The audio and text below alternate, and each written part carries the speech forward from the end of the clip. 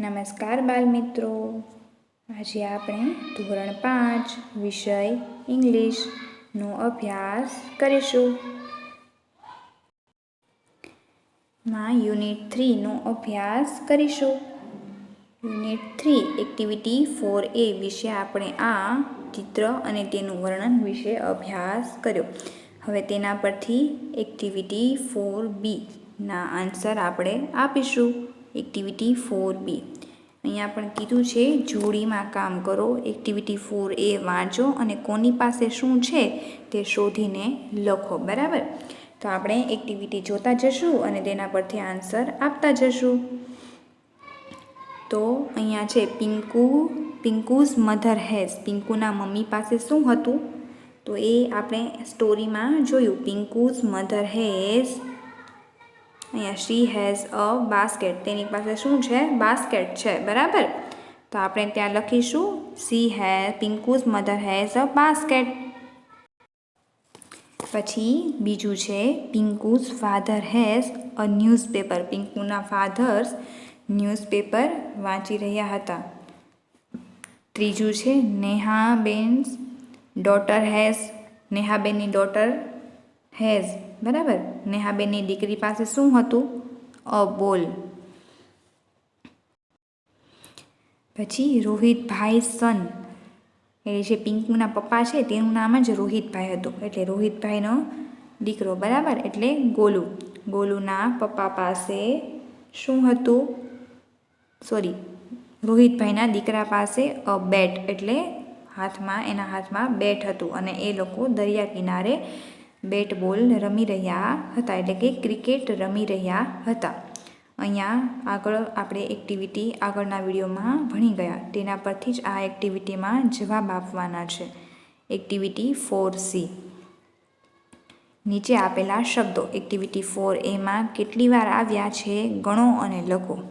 બાલમિત્રો, અહીં activity 4Aમાં has શબ્દનો ઉપયોગ કેટલી વાર થયો તો મેં અહીંયા બધા કાઉન્ટ કરેલા છે, જે તમારે આગળ એક્ટિવિટીમાં કાઉન્ટ કરીને લખવાના રહેશે. હેઝ અહીં 5 વખત આવે છે. ઇઝ અહીં 7 વખત આવે છે. મધર શબ્દ 1 વખત આવે છે. ગોલુઝ 3 વખત આવે છે. THERE ધેર પણ 3 વખત આવે છે. પિંકુ 3 વખત આવે છે. શી 1 વખત આવે છે. આર 2 વખત આવે છે. તો આ પણ તમારે એક્ટિવિટી પરથી આન્સર આપવાના છે અને એ તમારે વિડીયોમાં જોઈને કાઉન્ટ કરીને લખવાના છે. Activity 4D. નીચે આપેલા વર્ણથી શરૂ થતા અક્ષરો એક્ટિવિટી 4Aમાંથી શોધીને લખો અને નવા ઉમેરો. હવે અહીં બી પરથી શરૂ થતા હોય એવા શબ્દ, સી પરથી, એસ પરથી, એમ એક્ટિવિટી 4Aમાં જે અહીં પેરેગ્રાફ આપેલો છે તેના પર જે શબ્દ આવેલા હોય તે ગોતીને લખવાના છે. તો પેલું છે અહીં બી પરથી આવતા શબ્દ. બરાબર, તો અહીં બાસ્કેટ છે, પછી બસ છે, પછી બોલ છે, બલૂન મેન છે, બલૂન છે, એ રીતે બી પરથી આવતા શબ્દ છે તો આપણે ત્યાં લખીશું. તો અહીં છે બાસ્કેટ, બલૂન, બલૂન મેન, બોલ, બસ, બેટ અને બાય. એ બધા બી પરથી આવતા શબ્દ છે. હવે સી પરથી આવતો શબ્દ છે મેં અહીં ગોતીને લખેલા જ છે. તો સી પરથી આવતો શબ્દ છે ક્રિકેટ. એસ પરથી આવતો શબ્દ છે સિસ્ટર અને શિશોર, એટલે કે દરિયા કિનારો. સિસ્ટર એટલે બહેન. હવે પછી છે ટી પરથી આવતો શબ્દ ધેર, ધીઝ, ધેર. પછી છે આઈ પરથી આવતો શબ્દ તો ઇઝ અને ઇન. પછી એન પરથી આવતો શબ્દ ન્યૂઝ, ન્યૂઝપેપર અને નેહાબેન. એ એન પરથી આવતો શબ્દ છે. હવે જોઈએ એક્ટિવિટી 4E. એ પણ એક્ટિવિટી 4Aના આધારે જ જવાબ આપીને લખવાના છે. તો અહીંયા આગળના ફકરા પ્રમાણે આપેલું છે. હુ હેઝ અ બેટ. બેટ કોની પાસે હતું? દરિયા કિનારો હતો, ત્યાં ભાઈ અને બહેન એટલે કે ગોલુ અને પિંકુ ક્રિકેટ રમી રહ્યા હતા. પણ એ બંનેમાંથી બેટ કોની પાસે હતું? ગોલુ પાસે. તો આપણે અહીં લખીશું ગોલુ હેઝ અ બેટ. બીજો પ્રશ્ન છે, વુ is a Golu's mother? Nehaben is a Golu's mother. આના જગ્યાએ આપણને બાલમિત્રો પિંકુઝ મધર કીધું હોત તો પણ એ જ થાત. Who has a Pinku's mother? ગોલુના અને પિંકુના મમ્મી પપ્પા બે એક જ છે, તો અહીંયા આવે તો Nehaben is a Pinku's mother. ગોલુના જગ્યાએ પિંકુ નામ થઈ જાત. હવે ત્રીજું છે, what is a Pinku's mother's name? What is Pinku's mother's name? Pinku's mother's name is Nehaben. અહીંયા આ રીતે આ ઊંધું પૂછ્યું ને. Who is a Golu's mother? Nehaben is a Golu's mother. Nehaben ગોલુના મમ્મી છે. અહીંયા શું કીધું? What is Pinku's mother's name? પિંકુના મમ્મીનું નામ શું છે?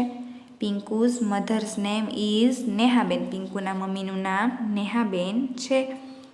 હવે ચોથો પ્રશ્ન છે, is Pinku's Golu's cousin?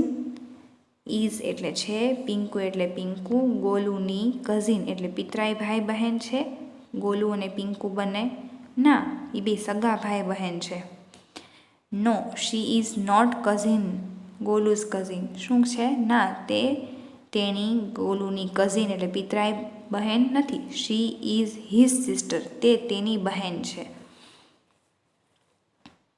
Who has a newspaper? છાપું કોણ વાંચી રહ્યું છે? કે છાપું કોની પાસે છે? રોહિતભાઈ હેઝ અ ન્યૂઝપેપર. રોહિતભાઈ પાસે ન્યૂઝપેપર છે અને તે છાપું વાંચી રહ્યા છે. હવે છઠ્ઠો પ્રશ્ન છે, where is a Pinku's family? પિંકુનું ફેમિલી ક્યાં ગયું છે? Pinku's family is at the seashore. દરિયા કિનારે ફરવા ગયા છે. પછી સાતમો પ્રશ્ન છે, is there a balloon man at the seashore? શું દરિયા કિનારે બલૂન મેન હતો? Yes, there is a balloon man at the seashore. હા, દરિયા કિનારે ફુગ્ગાવાળો માણસ હતો.